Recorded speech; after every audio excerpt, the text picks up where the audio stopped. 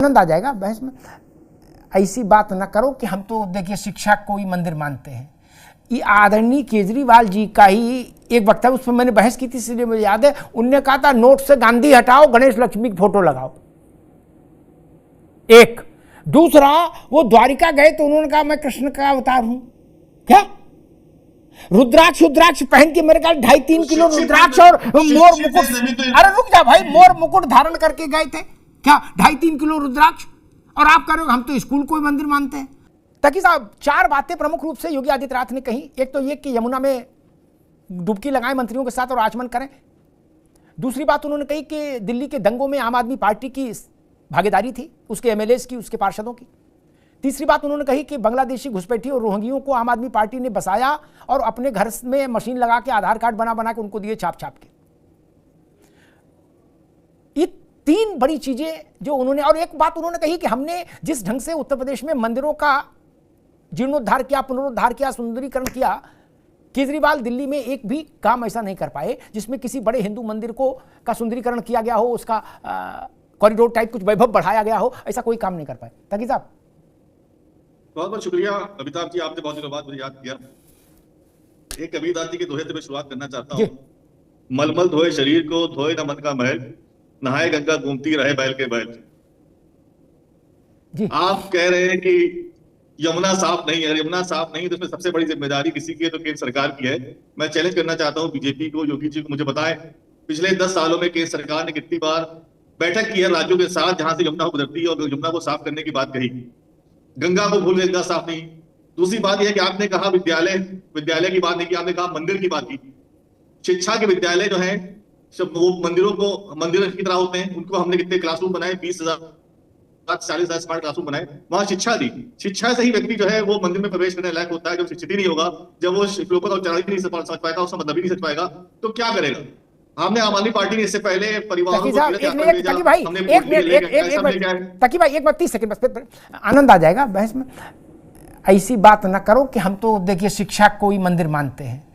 ये आदरणीय केजरीवाल जी का ही एक वक्तव्य, उसमें मैंने बहस की थी इसलिए मुझे याद है, उनने कहा था नोट से गांधी हटाओ, गणेश लक्ष्मी की फोटो लगाओ। एक दूसरा, वो द्वारिका गए तो उन्होंने कहा मैं कृष्ण का अवतार हूं। क्या रुद्राक्ष पहन के मेरे ख्याल 2.5-3 किलो रुद्राक्ष और मोर मुकुट, अरे रुक जा भाई, मोर मुकुट धारण करके गए थे क्या? 2.5-3 किलो रुद्राक्ष, और आप कह रहे हो हम तो स्कूल को ही मंदिर मानते हैं। ऐसा ना कहो महाराज, वो नोट पे गणेश लक्ष्मी छापना चाहते हैं। देखिए अभी केजरीवाल शिक्षित है तभी वो इंडोनेशिया के नोटों के बारे में जानते हैं, जहां पे नोटों पे गणेश लक्ष्मी की फोटो छपी हुई है। वो मुस्लिम देश है, वो तरक्की कर रहा है, इसलिए मैं ये बात कही। और दूसरी बात, योगी जी जो है दिल्ली में आए ताकि वो दलाली कर सके कुंभ के मेले दुकानों की, कुंभ में मेलों की दुकानों की दलाली हो रही है। कुंभ में मेले में आग लग गई, वहां 5,000 की दुकान, 10,000 की दुकान, 20,000 की बेची जा रही है। तो हो सकता है दिल्ली का मन चाह रहा है वहां भी दलाली करने आए हो कुंभ के मेलों में दुकानों की। तो वहां जो भ्रष्टाचार व्याप है कुंभ के मेलों की, उसकी बात करने की हमारे योगी जी कहते हैं। और दूसरी बात सुन ली, एक मिनट 30 सेकंड, आपने कहा योगी जी ने कहा कि दिल्ली में उत्तर प्रदेश की बात होती है बहुत, क्यों नहीं होगी? हम दिखाते उत्तर प्रदेश पढ़ते थे जहां लाइट नहीं आती 24 घंटे, उत्तर प्रदेश पढ़ते जहां सबसे ज्यादा महंगी बिजली है, उत्तर प्रदेश में पढ़ते जहां शिक्षा अच्छी नहीं है, उत्तर प्रदेश से बहुत से लोग नौकरी छोड़ने दिल्ली में आते हैं, उत्तर प्रदेश से ज्यादातर मरीज इलाज कराने दिल्ली में आते हैं। तो ऐसा राज्य ना बनो जिसका रेवेन्यू सबसे ज्यादा है लेकिन जनता के लिए कुछ नहीं है। ठीक है जनता को मिला 0। ठीक है साहब, और पिछली बार बिरयानी ठेला गया था योगी जी, ठीक है साहब, एक मिनट रुकना होगा। दिल्ली का सारा श्रेय जो कुछ दिल्ली में अच्छा, उसका सारा क्या एक बड़ा हिस्सा भी श्रेय का आम आदमी पार्टी को नहीं मिल सकता। उसका कारण है दिल्ली आज से राजधानी नहीं है देश की, दिल्ली मुगलों के समय से राजधानी है भाई। सबका क्रेडिट आपको दे दें, बोले लाल किला, बोले आम आदमी पार्टी, मनीष सिसोदिया ने बनवा। अरे रुक जाओ भाई, दिल्ली में देश भर के, एक मिनट भाई मेरे, एक मिनट रुकना होगा, अभी रोकिए क्या बात। दिल्ली में, अभी रोकिए इनको, दिल्ली में देश भर का आदमी आता है, आम आदमी पार्टी कारण नहीं। आम आदमी पार्टी जब नहीं पैदा हुई थी तब भी देश भर का आदमी आता था। यह राष्ट्र की राजधानी है मित्र, आप कोंडली को पूरी दिल्ली समझ रहे हो क्या? ऐसा ना कहो, दिल्ली देश की राजधानी है भाई, यहां के संसाधनों पर पूरे देश का अधिकार है, इसीलिए दिल्ली की स्थिति बाकी से भिन्न है। खैर मुन्ना खान साहब जी, आपकी का मैं एक ट्वीट देख रहा था कांग्रेस का, किसी ने व्हाट्सएप पर भेजा कि भाई केजरीवाल को जब जमानत मिली तो आपने लिखा कि न्याय हुआ कि आदरणीय केजरीवाल जी छूट गए हैं, और मोदी जी की प्रतिशोध की राजनीति को धक्का लगा। और आज या कल का एक ट्वीट है आपका कांग्रेस पार्टी का कि केजरीवाल सबसे बड़े फ्रॉड हैं भारत की राजनीति के। नहीं, समझ ही नहीं आ रहा कि मसला है। केजरीवाल कह रहे आम आदमी पर कांग्रेस और भाजपा का पर्दे के पीछे इलू इलू था, अब वो पर्दा हट गया, अब सामने आ गया इलू इलू। समझ ही नहीं आ रहा कौन किधर जा रहा, किससे इलू इलू हो रहा है। मुन्ना खान साहब देखिए, बिल्कुल अमिताभ जी, पहले तो आपको नमस्कार और आपके दर्शकों को और आपकी टीम को नमस्कार। आपको समझना पड़ेगा, इलू इलू भाजपा कांग्रेस में नहीं था, इलू इलू फर्जीवाल बीजेपी और आरएसएस में था 2013 में। जो इलू इलू एक प्रेम ग्रंथ के पन्नों पे लिखा गया कि हम तेरे हैं सनम, उसके बाद कहानी की शुरुआत हुई।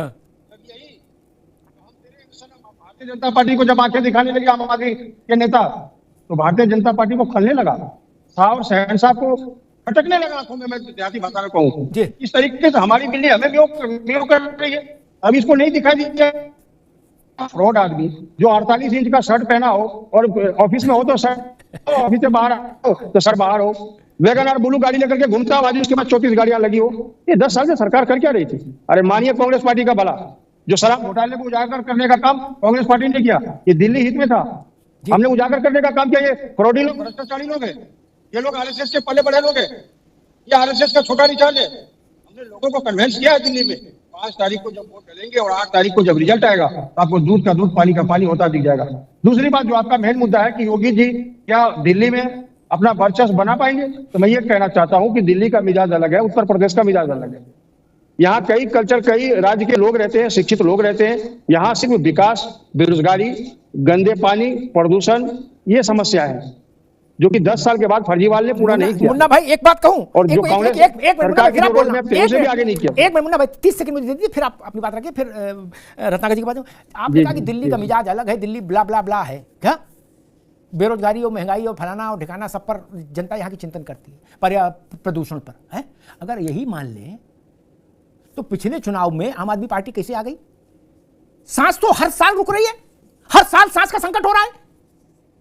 महीना 1.5 महीना का समय ऐसा होता है कि कब सांस की डोर टूटे और कब आदमी मर जाए, होता है ना। तब ड्रामा भी होता है कि ये मीटिंग बुलाई, वो मीटिंग बुलाई, उसने उसको चिट्ठी लिखी, इसने इसको चिट्ठी लिखी, और तब तक चिट्ठी लिखो जब तक हवा खुद चल जाए। फिर भी केजरीवाल जीते ना भैया। तब दिल्ली का मिजाज कहां था? 10 सेकंड अमिताभ जी, 20 सेकंड दिए। 10 सेकंड। देखिए अमिताभ जी, मान लीजिए मैं आपके स्टूडियो में काम करता हूँ, एडिटिंग का काम कर रहा हूँ, और जो हमसे गलती होगी और मैं आपके पास आ गया हाथ जोड़ के, अमिताभ जी बस एक मौका दे दे, अगर दोबारा गलती हो तो आप मुझे कान पकड़ के बाहर कर देना। वही एक मौका था। अब ये कान पकड़ के बाहर करने वाली बात आ गई। अब दिल्ली की जनता समझ चुकी है कि एक मौका नहीं, ये एक और धोखा होगा, इसलिए 5 तारीख को कान पकड़ो और दिल्ली से बाहर करो। तो फिर बीजेपी आ रही है? कहां आ रही है बीजेपी? नहीं, फिर कौन आ रहा है? इनको अगर कान पकड़ के बाहर कर देंगे तो कौन आएगा? दिल्ली में सिर्फ और सिर्फ कांग्रेस पार्टी की सरकार बनेगी, भारतीय जनता पार्टी की सरकार नहीं बन रही है। क्योंकि आप समझिए, दिल्ली में 2 सरकारें चल रही थी, और शिक्षित लोग, अनुभवी लोग, समझदार लोग समझ रहे हैं कि दिल्ली के अंदर 2 सरकारें चल रही थी, एक हमारे फर्जीवाल जी की, दूसरे भारतीय जनता पार्टी की। आज अगर दिल्ली बदहाल है तो दोनों जिम्मेवार है। आज अगर दिल्ली ठीक है मुन्ना भाई, रुकना होगा, मैं रत्नाकर जी के पास जाऊंगा। ठीक, मुन्ना भाई रुकना होगा, मुन्ना भाई रुकना होगा, रत्नाकर जी के पास जाऊंगा। लेकिन एक बात कह दूं, हमसे एक बड़े नेता कह रहे थे बीजेपी के, नाम नहीं लूंगा क्योंकि वो विश्वसनीयता का संकट होता। उन्होंने हमसे कहा कि भाई साहब, अगर दिल्ली में, हमने कहा क्या स्थिति है पार्टी की, तो उन्होंने कहा कि आप ऐसे समझिए जितना अच्छा चुनाव कांग्रेस लड़ जाएगी उतना ही हमारी संभावनाएं सरकार के लिए प्रबल हो जाएंगी। बोले अभी भी कांग्रेस से ही दुकान चलवा रहे हैं। अरे रुक, जब वो भाई उन्होंने मुझसे कहा कांग्रेस का उम्मीदवार हर कॉन्स्टिट्यूंसी में 5000 वोट ले आए, बोले आम आदमी पार्टी साफ हो जाएगी। अब ये उनका आकलन है, वो जाने। और वो हाँ, उन्होंने तो हमसे ह्यूमर में ये भी कहा कि भाई अगर हमारी सरकार बनी तो हम कांग्रेस के दफ्तर में मोतीचूर के लड्डू का डब्बा भेजेंगे। होता है चुनाव में तो बड़ा खेल होता है भैया, क्या पता।